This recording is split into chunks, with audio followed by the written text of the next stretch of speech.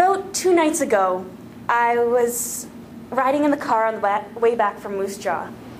Now, it's really fun because being here in Saskatchewan, it's much further north than I am in southern Ontario, and it gets dark a lot earlier. So even though it was just about 7 o'clock, it was dark out, and the stars were brilliant. I got to lean back in the back seat and look up at the night sky, and wow.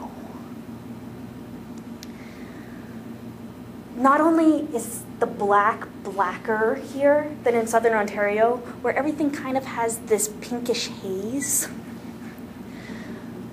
but each individual pinpoint of light is amazingly bright.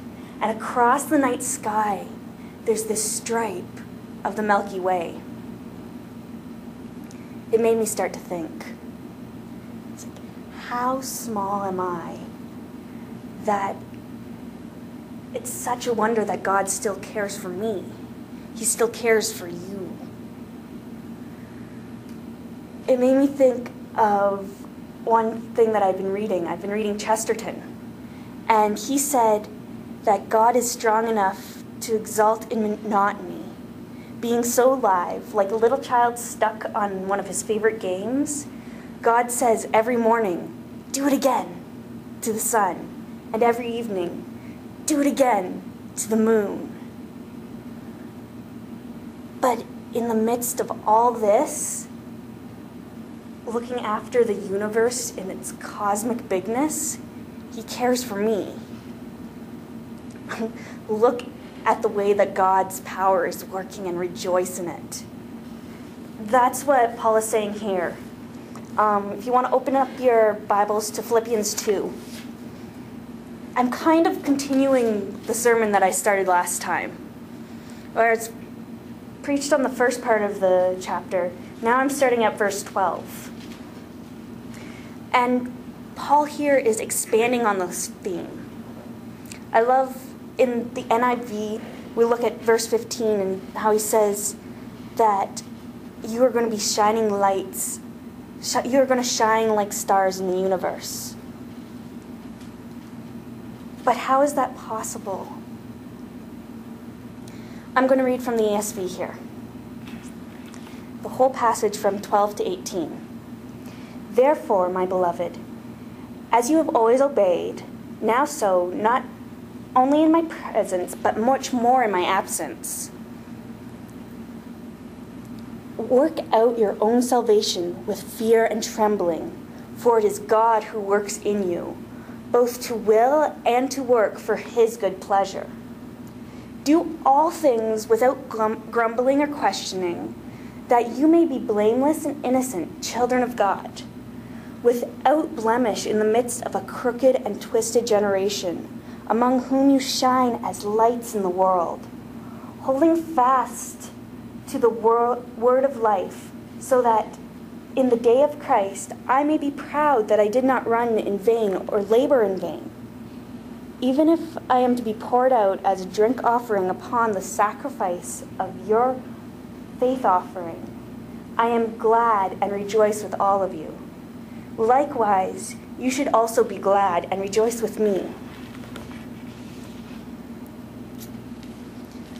In previous of this chapter, the first part, Paul is talking about how we can't live on autopilot, but we have to live in the unity, following the example and empowered by Christ. Again, he's expanding here on the theme.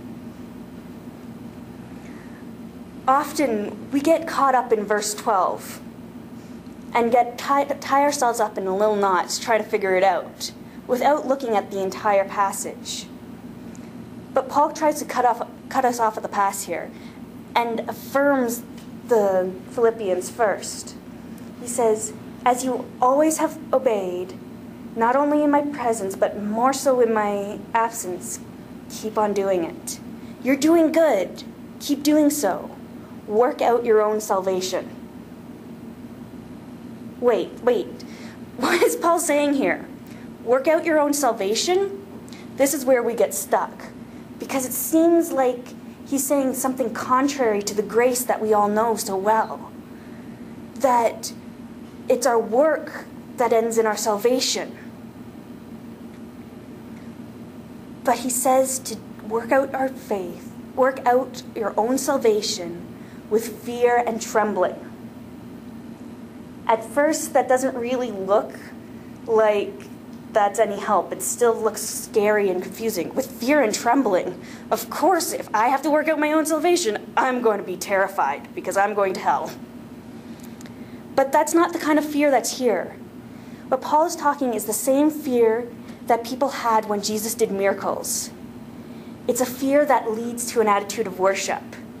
It's the same fear that caused the shepherds in Luke to fall flat on their face when the angels appeared in the sky and announced God's salvation was here.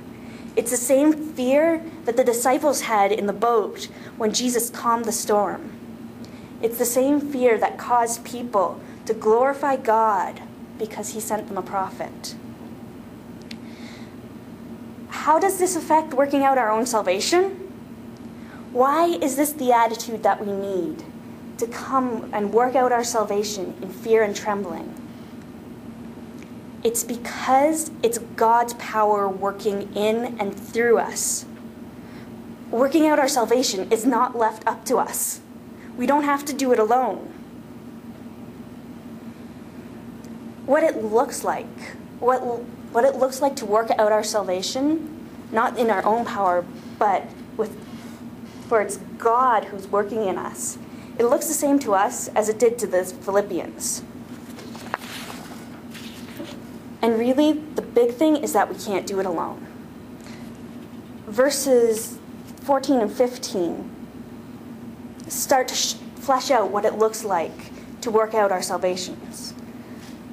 Do all things without grumbling or questioning, that you may be blameless and innocent, children of God without blemish, in the midst of a crooked and twisted generation, among whom you shine as lights in the world.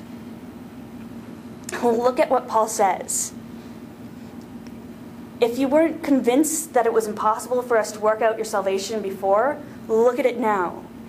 We are to be innocent, blameless, pure children of God. And in the darkness of the world that we live in, it's just not possible. But the cool thing here is that we are to be shining lights.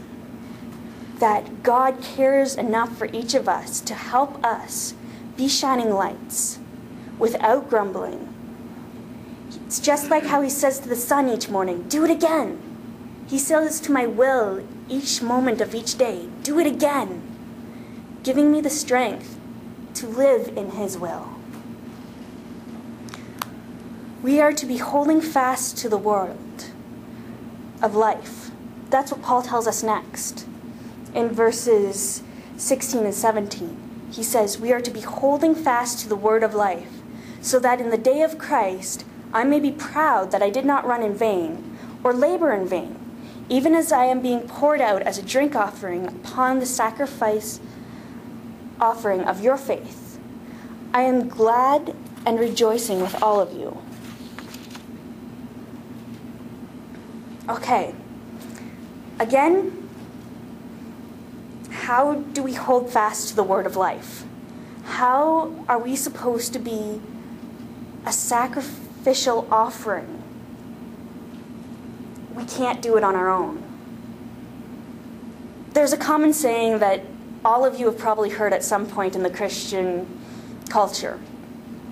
We are the only sacrifice that can